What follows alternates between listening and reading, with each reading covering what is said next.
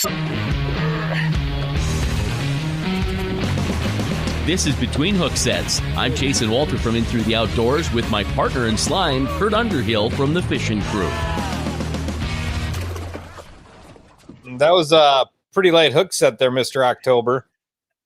Yeah, you know what? I missed probably the biggest fish of the fall. And by the way, and I'm not doing this to brag, but this fall has been unbelievable. Yeah, that's why you're Mr. October now. Yeah, well, you know what? I'm living up to, I told my brother, I said, I'm living up to the Chase and Walter thing finally here in this October. But I hooked up a big one. I don't know if it was a 30-inch walleye, a 40-inch northern, or a 50-inch muskie, but it was massive. And I didn't set the hook. I screwed it up. That's the one thing that I have learned here. These bigger walleye, you got to have a bigger hook set. They've got a lot of bone, and you got to set the hook. And I've just been doing the typical eater thing, where you and don't rip it out of their mouth. Keep the line tight and you're good to go. So whatever. I have had the most blessed October, and it's all due to your dad because he taught me how to do it. And I thank him. I thank him all the time. So I was going to change my name to Dave. I think he's feeling bad for you. So he is giving you a few this fall. I think so. He knows that I'm quite a doofus. Hey, check this out. Got this on the game cam, and I hate to have Bart sit there, but Bart, you look at this picture. Look at this goofball. I got that this morning. So I tried cleaning it up. He is one odd looking duck. So I'm going to cross my fingers and hope that I get a better picture in the next day or two. I made the mistake. I had that camera set on one shot instead of multiple shots. So I set it up on 2. It's an LM2 from Spy Point. Trent Marsh. I do that for you, pal. And you only get 2 shots instead of 3 like you do on the Flex. But, what the heck? Speaking of Flex, let's bring this guy in and he can flex his muscles. He does all kinds of stuff. Adam Bartusek. Adam, how you doing? What's going on, guys? I'm doing good. How are you? We're all just kind of living the dream, Yeah. Sitting in the Team Lodge ice shack. It's getting a little chilly, and I really wish this thing was on hard water right now. Yeah, but well, at least it'll be here soon enough. We finally have a glimpse of winter coming, so that's good. It went from July to December. Yeah, it's like hot, and then it like slowly trickles down into fall, and then it goes hot again, and it slowly trickles down, and it's like just been chilling. And I heard murmurs like a week or 2 ago that there might be snow, and I was like, I hope we get some snow or something to kind of kick things going. And yeah, I think the total increase for where I live kind of just outside of St. Cloud, and I'm supposed to get like 3.5, 4 inches tonight now. Oh. So. No kidding. I know the Midwest weather guys were talking 1 to 2 of slushy stuff for the city. So I guess you're probably right on the edge of that thing, and it's supposed to be a little more. Yeah, it's supposed to be heavy, wet, and I don't have my leaves picked up yet because they haven't all fallen. So right. I still have porch furniture outside. I got to go deal with a few things later tonight. But I've just been busy editing and working on stuff. Yeah, you've got a lot of work to do. We didn't have much of an ice fishing season last year. I was dreaming on this portable ice house, and then I ended up showing up at your soiree that you had, and I won that. Yeah, that's right. Yeah, you won at the St. Jude fundraiser. I forgot. Right. You were driving home too, weren't you? Well, no. So the crazy thing, I'll pop this up just to prove that I was there. But yeah, so it was really funny. My buddy Mike and I from Lakeville walked in, and we both eyed that thing right away and went right over and bought raffle tickets. And I told the gal, I said, okay, here's the deal. When I win this, my name is Chasin Walter. It's not Chasin. It's Chasin Walter, like chasing walleye. She's like, oh, okay. So you're going to win it? I'm like, yeah, I am. I'm winning that, and I'm taking it home. And then my buddy Mike gave her the money for tickets, and he's like, yeah, I'm going to win it too. So we were pretty confident. And then you called and said, hey, where you at? You won that ice house. We just got back to Lakeville. So we drove back down to Prior Lake, and we picked it up. But it was an absolute ton of fun. Oh, and speaking of that too, it's candy corn day today. You notice I'm really bad at putting stuff into a camera, and then you got the ring in the way. And then the Giesenbrau beer glass. How many of these candy corns, because it's candy corn day, how many do you think are in here? I counted them, by the way. How many are in here? 104. How many? 104. Okay. Adam, I'd say 182. Ooh, you're darn close. One less. There's now 169 in here. So I was close. Yeah, I had to do that because Shields was doing it.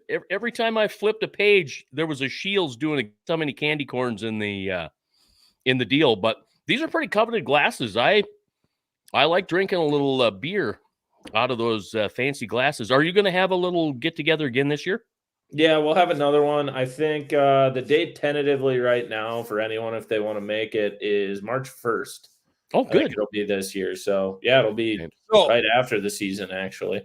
So let's get into, before we start talking about your soiree, so everybody knows, explain the Crappie Chronicles and what that's all about.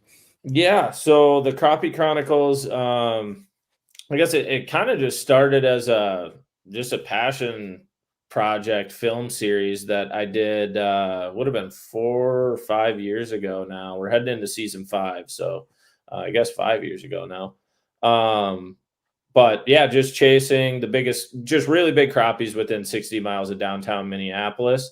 So yeah, we focused on, we want to get an 18 on camera. I mean, we kind of started and talked about how we want to get a really big one. Then we got, a bunch of really nice fish. And now it's kind of like, okay, I just want to get like a 18-incher, which would be, I mean, depending on what lake you're in, that'd be about a 4-pounder.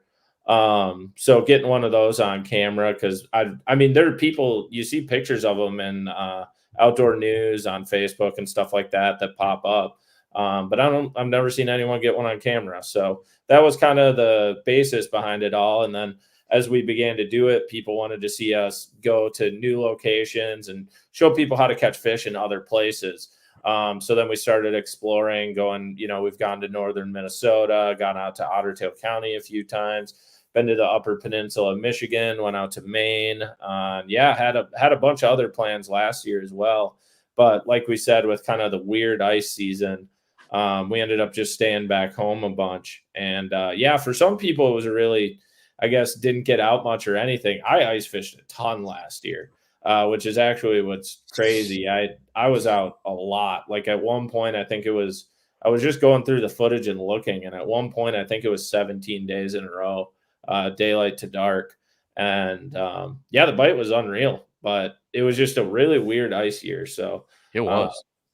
That's kind of how the Chronicles started. So we've just been chasing big crappies everywhere and kind of leaned into, like last year we ran into a really big bluegill bite up north, just kind of leaned into that. And that's kind of just what it's been and what we've been doing. So there's 4 of us.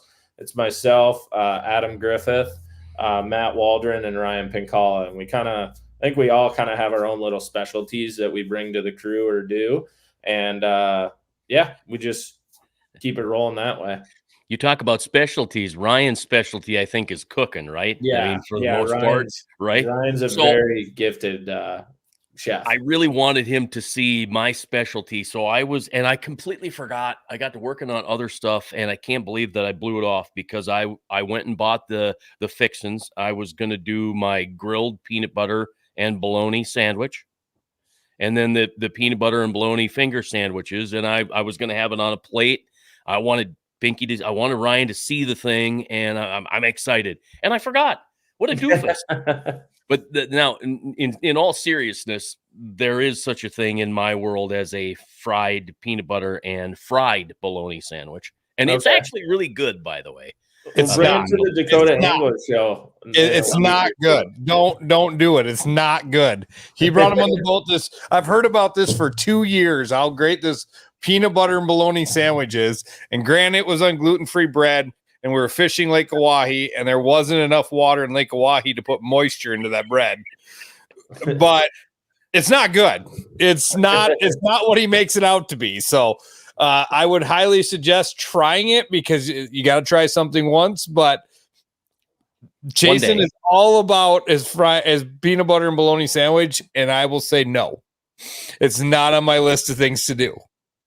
One day I'll try it. If you bring it to South Dakota for the Dakota Angler Show, I'll try it. You know what? I'll do that. You're going to get a cold one because I won't be able to bring you a warm grilled one, but I will bring you a peanut butter and bologna sandwich at the Dakota Angler Ice Institute, which we're going to get Adam squared. So you and Adam Griffith are going to be at Sioux Falls at the Ice Institute. Tell us what you're going to be doing there.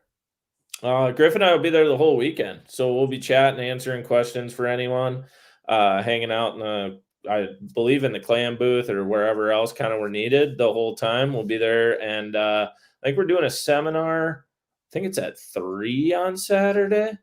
Okay. And it's one of the later ones on Saturday. And then I believe we're the only seminar on Sunday. So we're doing 2 seminars.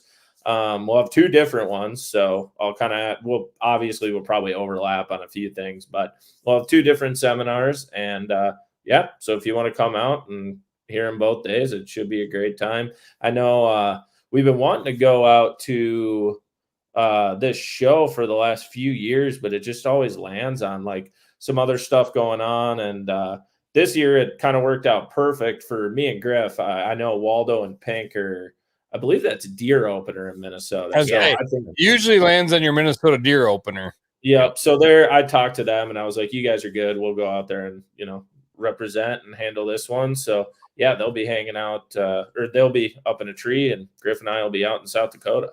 And you'll be talking about the new plastics from Clam. That's been kind of the big thing here the last week or so.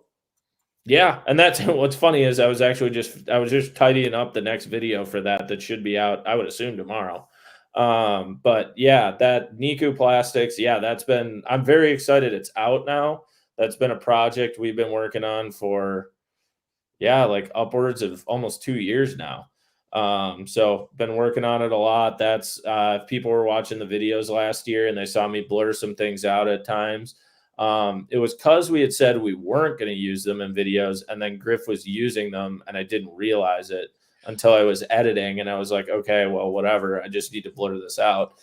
So then we started doing that, and obviously I knew it was going to get attention, so then we kind of just kept using it. And we got to test it. We got to test them all a lot, to be honest, like a whole ice season. So you get to work hand in hand with Thane then. Yeah, well, we always work with Thane. But honestly, with Niku, it's more of it was more the R&D team. So we worked a lot with Nate Nipper and Mike Davis. If anybody knows them over at the Clam Pro Tackle team, they were in that first video that we put out on the Clam channel talking about it. But yeah, we worked, a lot with Nate Nipper. Like, we have a group text with him. We talk all the time. And when that project was going on, we're chatting a ton just about different shapes, different plastics, different colors, you name it, just a bunch of different stuff.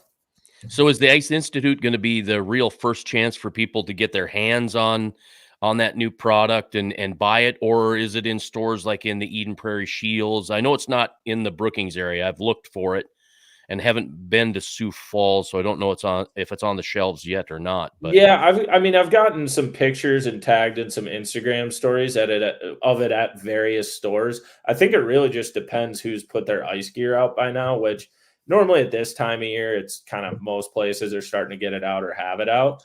But yeah, I know it's up at Shields, any Shields location you go to. Thorn Brothers has a bunch of it as well. There will be a bunch of it at the Dakota Angler Show. So I know, the Ice Institute will be the first place. Really, in my opinion, not like centrally Twin Cities-ish area where there'll be a bunch of it. So, definitely come check it out. It catches a bunch of different species. I will tell you that, especially the flutter fry. I think people are going to be pretty amazed at how well it catches walleyes. And perch as well, but especially walleyes, because one thing there isn't really of a lot in ice fishing is walleye soft plastic. You got your buckshots and stuff like that, but we did use it for walleyes last winter, and it works surprisingly well. It works like pretty similar to any other glide bait, just different profile, different look, and different fall rate. So it does glide a little different in the water then. Yeah, it moves a lot. Like when you drop that thing down on a flasher or whatever you're using, like you will notice it exit your hole. Like it moves. But you can get it to stay in one spot if you want it to, and if you want to really get it to move, you can get it to move. And yeah, it's awesome. We kind of had a vision with that bait, and we were hoping it would turn out the way we wanted it, and it definitely did. Did you get a gander of it on live sonar? Does it look pretty cool? Yeah. I mean, we watched it all last year, and yeah, it, like I said, it just moves a lot. And what we've noticed with ice fishing over the years, especially with, how much more we use forward facing sonar, I think the biggest thing I've learned is how big of a deal fall rate is when targeting, whether it's bluegills, crappies, walleye, whatever it is. You've heard forever guys targeting walleyes and going up to a 1/4 ounce spoon or using a flutter spoon up on Winnipeg and stuff like that to move water differently. And once we got forward facing sonars, when we really realized it, like there's a huge drawing power depending on how baits fall. And I feel like a lot of the plastics that are on the market now fall very similarly, other than like a Mackie falls really slow if you've put that on a different jig head and messed with it. But that's really what we when we dove into a lot of these Niku shapes, we really wanted to get them all to fall at a different rate and a different way. And yeah, we definitely got that handled. So that's it looks like serious crappie food, really. Yeah. And they're real buggy looking. Spooky, scary, perfect in time for Halloween. Yeah, definitely some spooky, scary colors. And yeah, like that's kind of the one thing. Like obviously, we catch a lot of crappies, but they work for so many different species through the ice. And one thing I can tell people is like when you feel this plastic, it is much more durable than a lot of the stuff that is out on the market right now. So like a Z-Man type plastic, it's not Elastec, but you know how durable Elastec is, or even like the Crush City stuff, like it's very durable. It's kind of a different plastic, and that would be what Niku falls in line with compared to like a lot of the hand poured stuff that like you catch a bluegill, and if it catches it just wrong, you're never going to get it to sit on your hook the same way again. Like we had days on the water where you can put one flutter fry on and just roll through the whole day, catch 20, 50 fish on it and not really have to worry about it too much. Obviously have to change it eventually, but you do, but things are not cheap anymore. Heck, the candy corn, I used $1. I bought it, many times for $1. It's now $2.50 for a container of candy corn. And that's the cheap Dollar General kind. So run through, while Kurt's figuring out whatever he's doing, run through your rod and your reel, your line and the terminal. What are you doing there? Are you tying it, or are you using the little quick clips, anything of that nature? For the Niku, like for the flutter fry or or just when you're chasing crappie, period. Yeah, I mean, we don't use any quick snaps or anything like that. We just tie stuff right on direct. We're pretty standard with 3 to 4 pound mono or fluoro. It depends on the guy, to be honest. Like, I don't know if there's really a big advantage between either one that much. Obviously, there's a lot more stretch in mono, but at 3 to 4 pound, me and Waldo use a lot of metered line. For me, it's just I can see it. Like if I'm tight lining or just watching my line a lot. There's some guys who use just straight clear. I use straight clear when I'm more of on like a Pink's Chronicle rod, where I'm power fishing. Like I'm not line watching then, I'm feeling my rod, so it doesn't really matter. So yeah, just stick basics to that. But yeah, we have a whole rod series over at Thorne Brothers. We actually have 2 new rods added to the lineup this year. We haven't talked about that anywhere yet. So this is the first that's been announced. But yeah, there's two new rods in our rod series, the Pinnacle and then the Econical, as Lonnie wanted to name it. So the Pinnacle, it's a good pinhead rod, 27-inch quiver stick blank, I believe, with outside rec guys, wind grip handle, same type of style that our other rods are, just a bit of a different blank. We wanted something that just a little bit different of a pinhead rod than Waldo's noodle, because we've started to gravitate. I mean, we still use noodles a lot, but we've started to gravitate to more moderate blanks. So just testing that out. And then the conical is for the people who don't want to spend $140 on custom ice fishing rod. So that one, I think it's $99 retail. It's still a custom rod. It just doesn't have your outside Fuji guides or any like really like upgraded components, I would say, but it's still a great rod, very versatile, all around great rod. So when you're fishing the 3 to 4 pound mono or floral, I know there are a lot of guys, and I used to be the same way, but I finally figured out this drag thing. It really is important. If you're going to fish 3, 4 pounds, 6 pound, whatever, I'm fishing 15-pound braid and a 12-pound floral this fall for fall eye. And by golly, that drag is pretty important. So is it pretty nitpicky with a 3 or 4 pound line? Yeah, I mean, we use a lot of spooler reels. So whether it's the like Clam Elite spooler or a schoolie, like we use a schoolie a ton, as everybody sees. That's just kind of drag that's handled by your own hand for the most part on a schoolie. So you just, once you get your tension set, like you just get it to a point where if it's going to run, it just runs. That's a little the little green plastic. It looks like you buy them at Walmart. Walmart. Like you literally do. They're actually really hard to find though. But yeah, all the tournament guys swoop them up all the time. But those things are the deal. If you haven't gotten one, everybody thinks they're like kind of a gimmick or whatever. Like I don't think there's a more fun way to catch fish through the ice than on a schoolie. Like it's not something you're going to use for your walleyes or stuff like that. But it's like for panfish wise, it's just a blast. And there's so many advantages to it in terms of minimizing line twists, your drag, just a line management. It's just easy to work because you can just work it with your fingers rather than having to put your hand on a reel to reel up line. Like you can just slowly work line up with your fingers. There's a ton of advantages to a schoolie, but yeah. And then with the Clam Elite spooler, there's just drag on that. So once you get it set, like it's a click drag. So once you get it set good, I mean, for the most part, you're good the whole time. Every once in a while when it gets iced up, like I'll have to pull some line out, but for the most part, you're good. And then spinning reels, drag, super important on 4 pound. We normally tend to run it a little light more than anything, just because I mean, crappies have and this is crappie specific, but crappies have really delicate mouths. So you'd rather have it be light and just kind of bring them in slowly. Because once you stick them, you're good for the most part, unless you horse them. Once you horse them is when you lose them. Yeah, that's something that I had to learn with walleye too. You let them play, right? You play them out. I've noticed that. And it was this fall finally, because you're horsing them in and you're fighting at the net. And I finally just, you give them a little line, let them swim, let them take some line. They come, and all of a sudden they just kind of come to the top and they slide right in the net. And obviously you guys are ice fishing, so you're not really playing around in that regard. You're wanting to get them through the hole, right? Yep. And I mean, just sometimes though, like when you hook really big ones, you just kind of sit there and wait.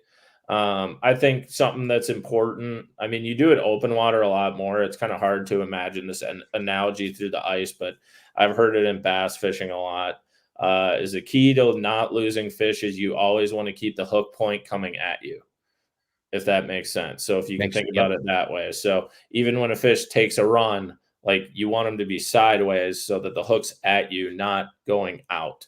Because once it's going out, you're losing leverage immediately. So that's kind of a big thing. So if you think about that through the ice, like you want to keep that hook point coming towards you. So I think like if you watch our videos, you'll see points and times where we're using a schoolie or an elite spooler, and you can see our arm kind of working compared to the drag. And that I feel like is absorbing that shock. You get what I mean? And yeah. It's not necessarily a drag, but you're alleviating pressure that way. Yeah, I I fell in love with Crappie Chronicles way back. I think you and I met, and I reached out to you in 2021 when I started the show, Mm-hmm. and I started watching Crappie Chronicles. And it's, drone footage is drone footage, right? I mean, anybody could take drone footage over trees, but I love the way you build, whether it's a trailer or the show, the way you edit. It's truly amazing, and I get, if we have time, I should just stop real quick and do a welfare check and make sure that Kurt's okay, because I haven't heard a word out of him. Over here. And I'm like, well, maybe I'm just kind of dominating the conversation with Adam and leaving you out. Sorry, Kurt, I don't mean to leave you out. Adam's controlling the show, what we like, so it's all good. We're rolling with the flow. So honestly, I could at this point, I'm going to share the screen here real quick, and let's just roll with this thing because we can.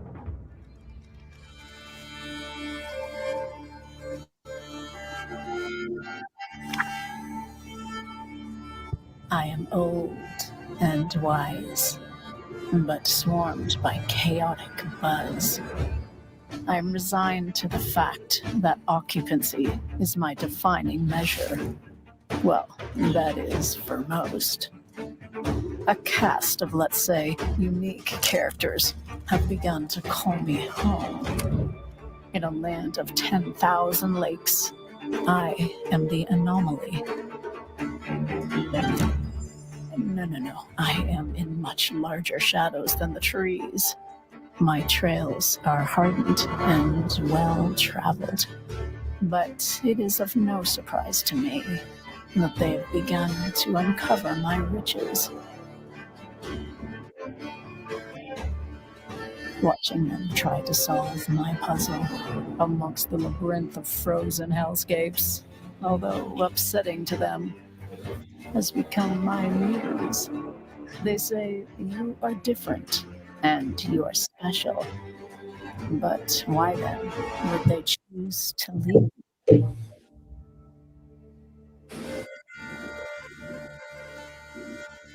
I suppose it could be for the forests flushed with grain, or the burning sunsets that are ever serene, the untouched powder that wisps to the sky, or maybe it's the locations where the population is dry. Nevertheless, they left me for the great ice house city of the north and told no one. It's maddening to me because I hold all they desire.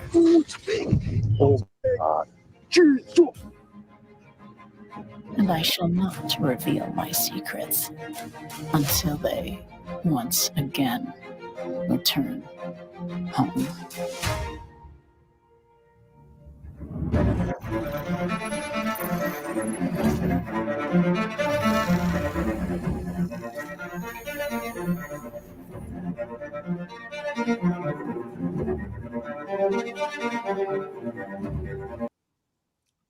Love it. So I absolutely, I love it. I love the way you put stuff together. Of course, that's from season 4. You don't have any season 5 coming out, but you're working on that stuff. Are you getting some more trailers, teasers ready for season 5? Yeah, I mean, and to be completely honest, we're not done with season 4 yet. We just stopped posting videos because nobody was watching ice fishing anymore in February because there was no ice. So Okay. yeah, I got a bunch of stuff. I got a bunch of stuff I've been hanging on to for 8 months, and it would have came out in February, but no one wanted to watch ice fishing anymore. So everybody's looking at boat fishing stuff in February. Yeah, it was like 82 degrees, and everyone's like, well, why would I watch ice fishing? I'm like, I don't blame you, dude. I'll just hold on to this until you guys want to. So, yeah, I mean, I still got a bunch of season 4. That's not done yet. I have a handful of videos. Okay. To be completely honest, I don't even know exactly how many it is. But, yeah, I got quite a bit. And, I mean, the plan is for it to start rolling out fairly soon. So will season 5 be this year's ice season when it comes out? Do you stay in the year you're in, or are you a year behind? Yeah, well, so right now we're behind, and I know some people have commented that like they don't like the saved content or whatever, holding on to it for long. And I mean, there's a couple factors there. Number one, last year's weird ice season. So like just in terms of what's best for the industry, in terms of our sponsors, when people want to watch it, the whole deal, it's just better for me to hold on to it for this year. But yeah, like heading into season 5, the plan is all the stuff.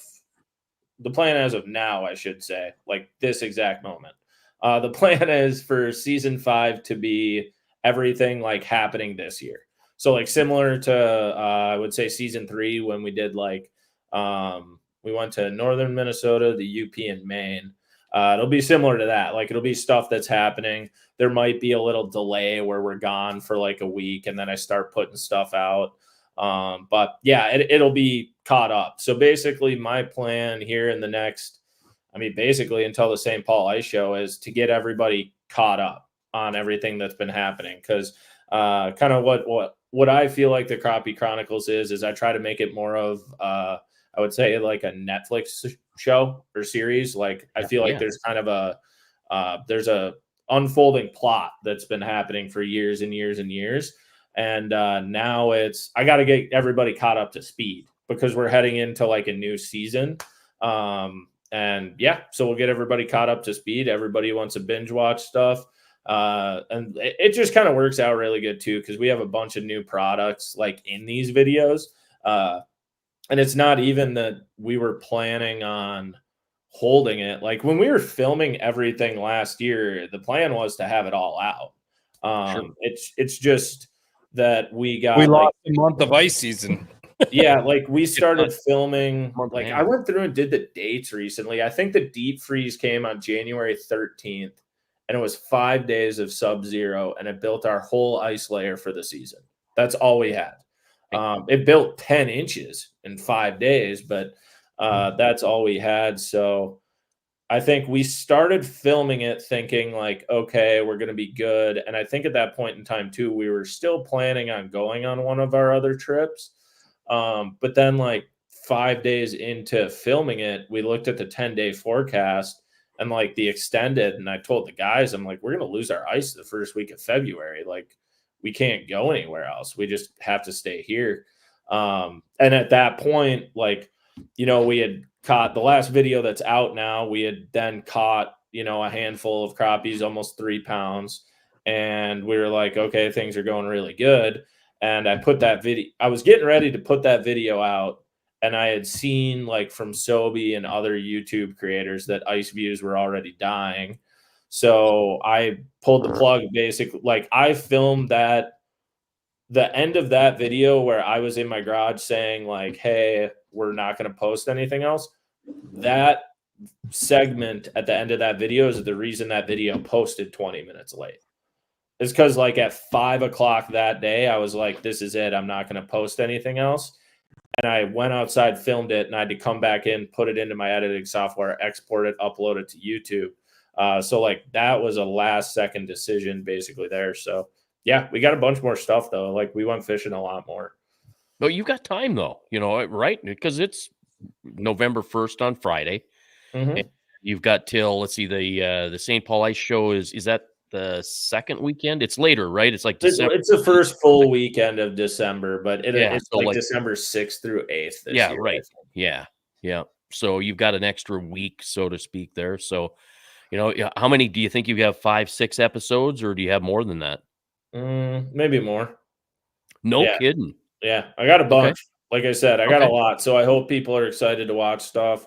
We got a whole new season of Exposed Ice. We filmed already. So I got more of that coming. Like, I just got to sit at my computer, to be honest, because my hope is to have like, it's time consuming. To have anywhere between 5 to 8 or 9 videos out before St. Paul. Wow. Yeah. So it's just, I want to get caught up. Like, I want to get to St. Paul and be like, all right, we're caught up. We're good. We want you to as well. Yeah. Bring on the ice so we can start new filming. Yeah. That's what I want too. Well, you've got plenty going on too. Let's talk about Past the Barb, because there's another project for you. You know, Yeah. that I think Sobe says, are you guys, I watch it and you're the most, is it the most downloaded or most watched podcast? I'm trying to remember what he says. Well, we don't specify. We say we're the #1 outdoor podcast in the world. That's it. That's what it is. Yeah, Right. we are the #1 outdoor podcast in the world. But yeah, we started that like 2 years ago, almost right now, to be honest. It was about this time of year. And me, Pinkala, Honor, and Stolsky started it. Just because I kind of always just wanted to do a podcast. And we did it on the base more of we have some technical talk on it, but not really. It's more of just goofing around, talking to friends, we have so many stories from behind the scenes of when we're filming stuff and what's going on and all that we just needed a place to like vent it out basically and talk about it. So yeah, started that. It's been going really, really good and it's fun. Got to get to talk to a bunch of people. We just had Buddy Jaron on yesterday and that posted today.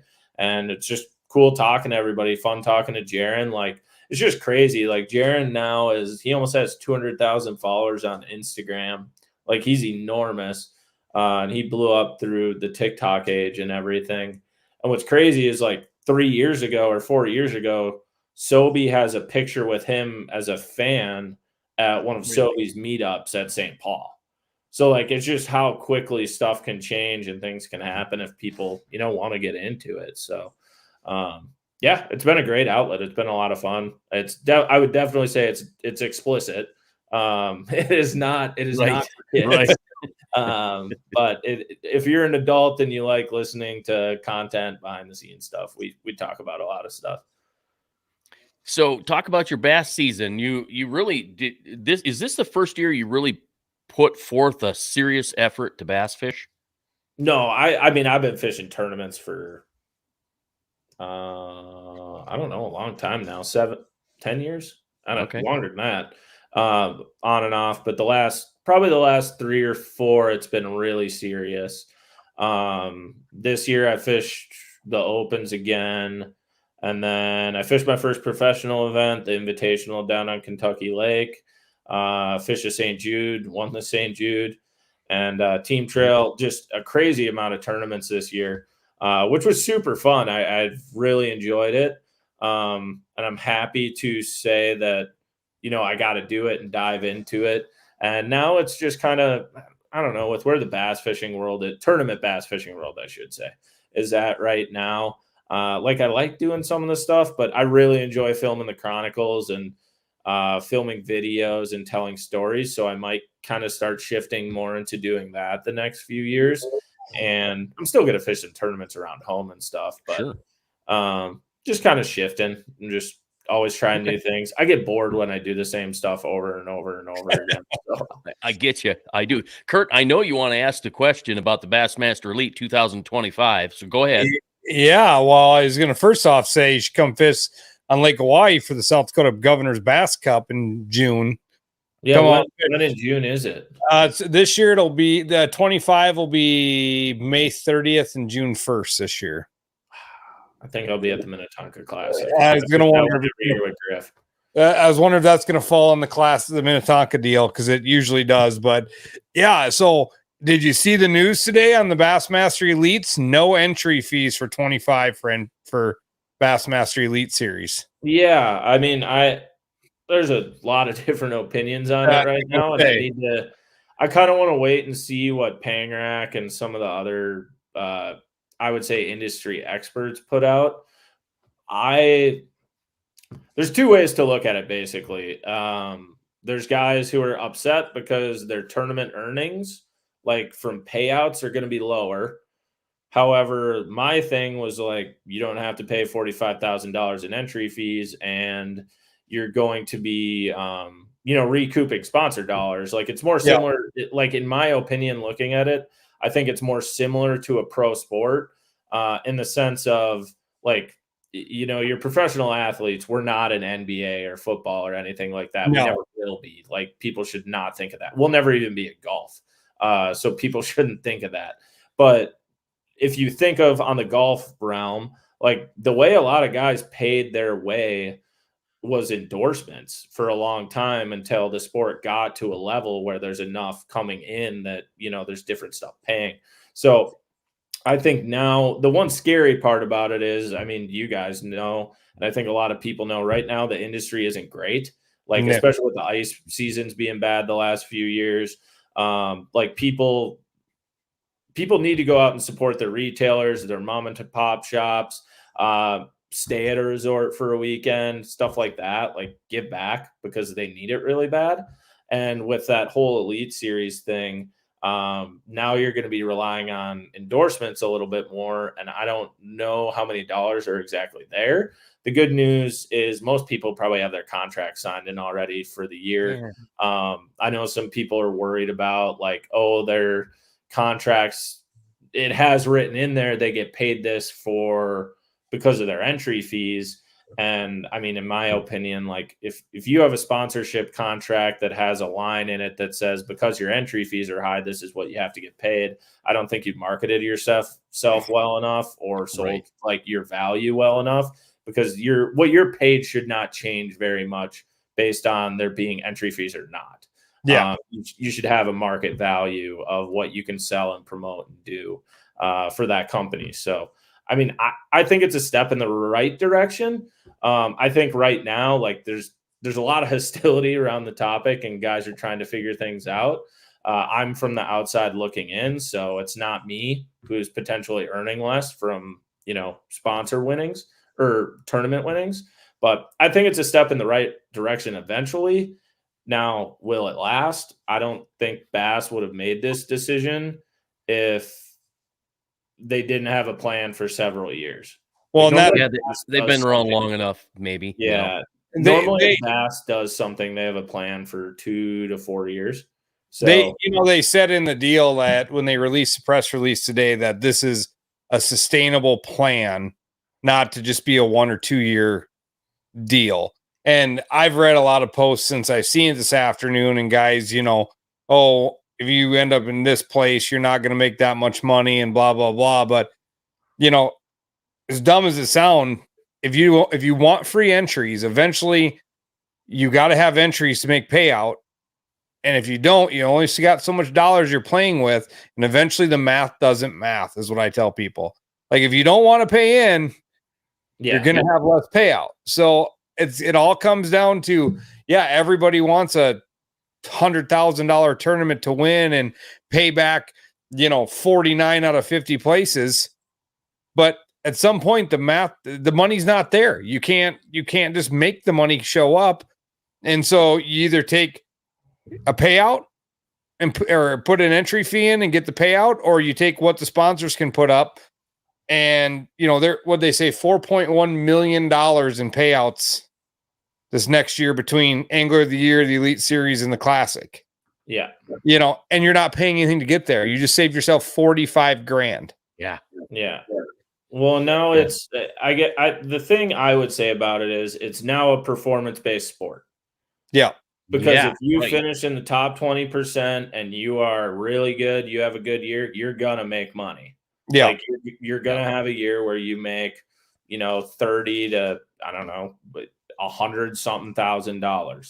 And that's what pro sports are. Like and that's where I feel like people got so used to getting paid for finishing 40th or, 50th in every tournament, they bring home $90,000. Like that, to me, I was always like, there's too many guys fishing for checks. Like there's too many guys doing it as a job, fishing for checks for it to be a professional sport.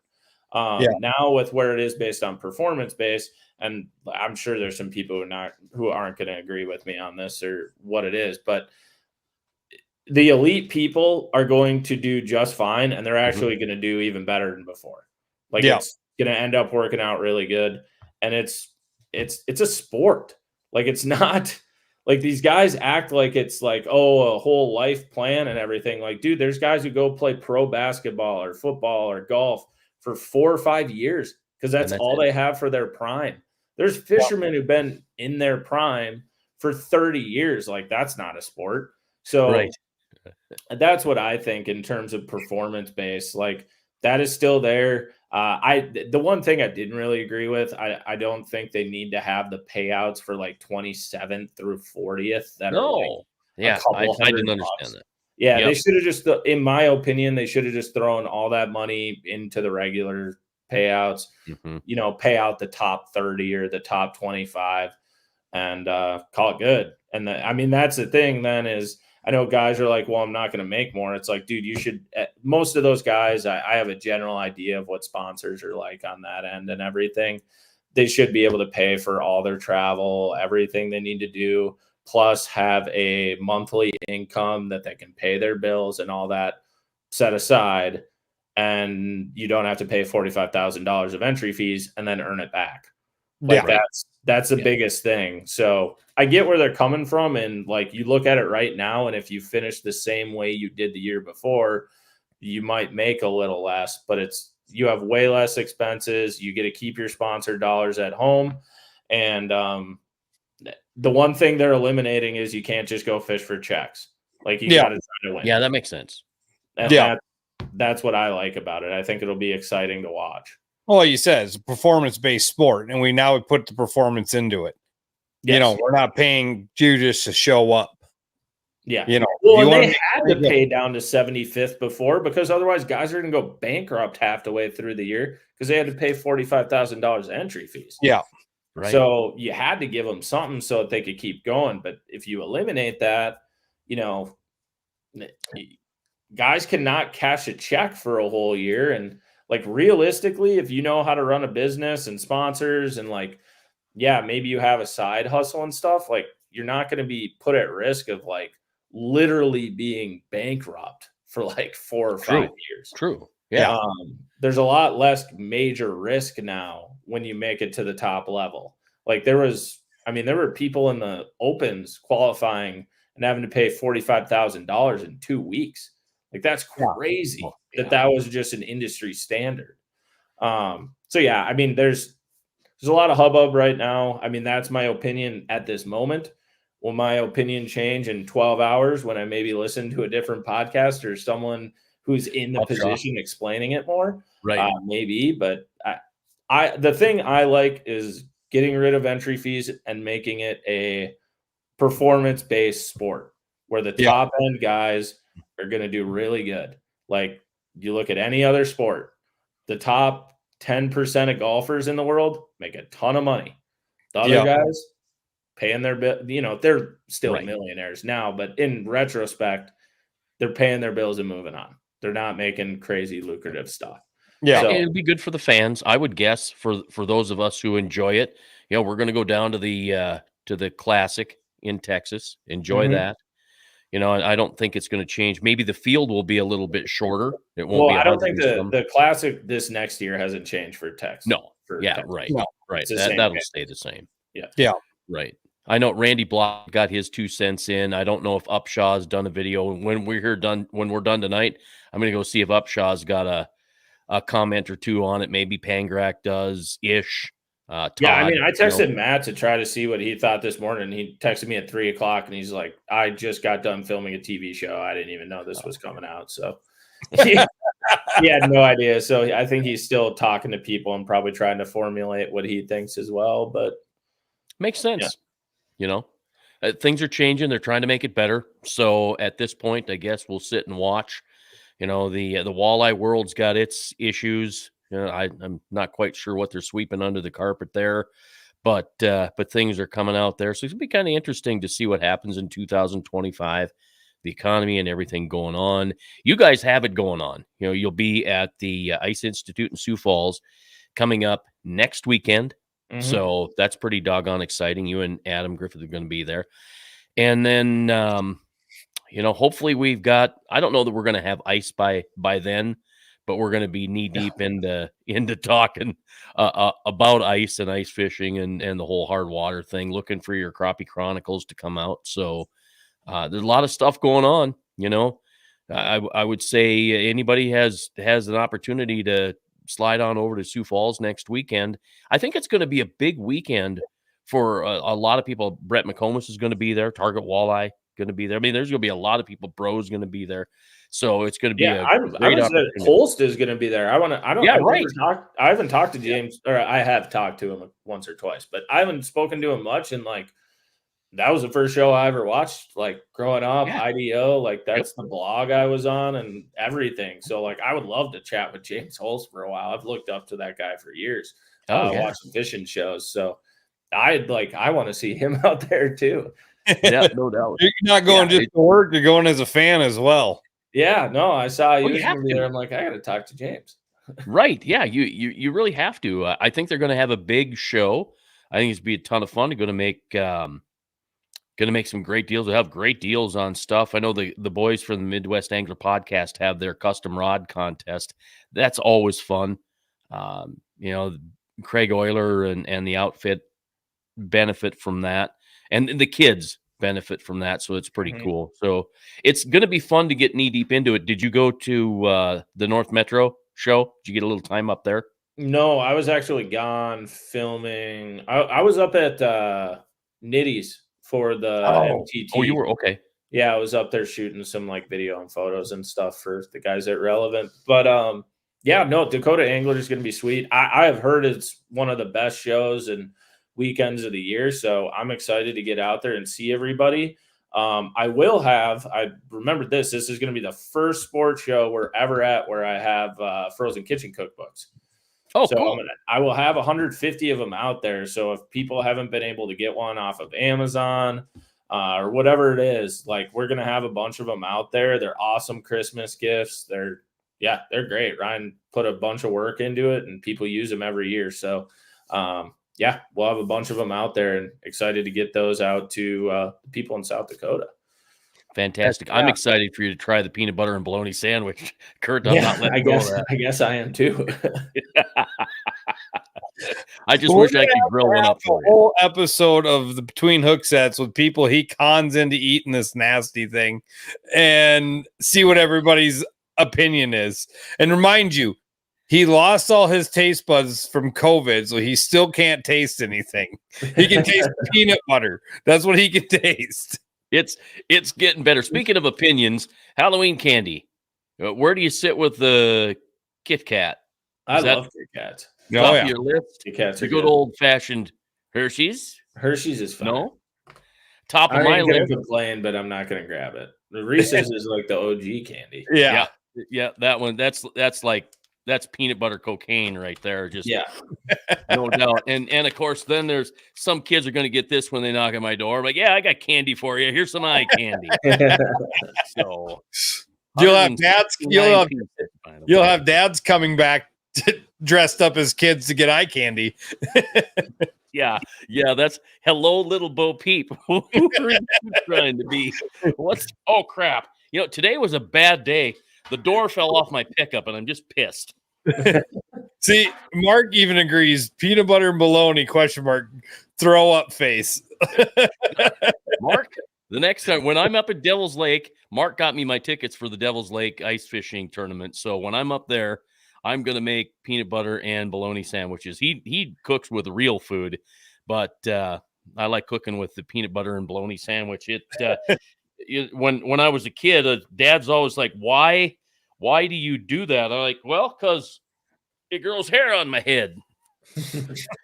Anyway, Bart, Adam, it's been great to have you on the show. Thank you very much. Excited to see you in person at the Dakota Angler Ice Institute next weekend in Sioux Falls.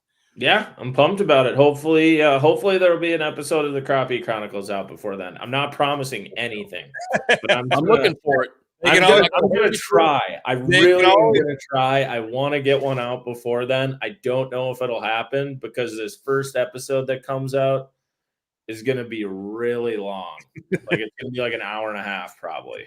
So the best part is they can go back and watch all the rest. So if they can catch up or go, if they've never seen it, go watch past episodes of Crappie Chronicles. So they can definitely catch up because last year was so jumbled. Like I don't even remember what happened last year. Like I had to go rewatch because I'm like, I don't even know what we did. We were still all over the place all the time. But yeah, I'm hoping to have one out. I know the first one's going to be a movie. It's going to be very long. And And that's the reason I'm worried about actually getting it out in that time frame. Is just it takes so long to edit those long ones. But it'll be really good. You had the girls on, right? Amy, Devin, and yeah, I had they were on last year. Okay. One of the videos we put out early in November. Yeah, that was super fun day fishing. I think we caught more white bass than we did crappies that day, and we caught a lot of crappies. Nice. Fantastic. Well, they want to check you out. Crappie Chronicles on YouTube. And where else can they find information about the Crappie Chronicles? I honestly, I think if you Google Crappie Chronicles at this point in time, it pops up pretty quickly. Yeah, or if you go to YouTube, just search Bart and it'll pop up. So they're not actually looking for a Crappie Chronicles YouTube channel. It's actually your channel. It's Bart. Yeah, it's on my channel and it's a series. And actually, I mean, there's been people have asked why there isn't a Crappie Chronicles channel. The reason behind that is it was supposed to originally just be like a 1 or 2 or 3 year mini series, and it turned into like a whole brand and stuff.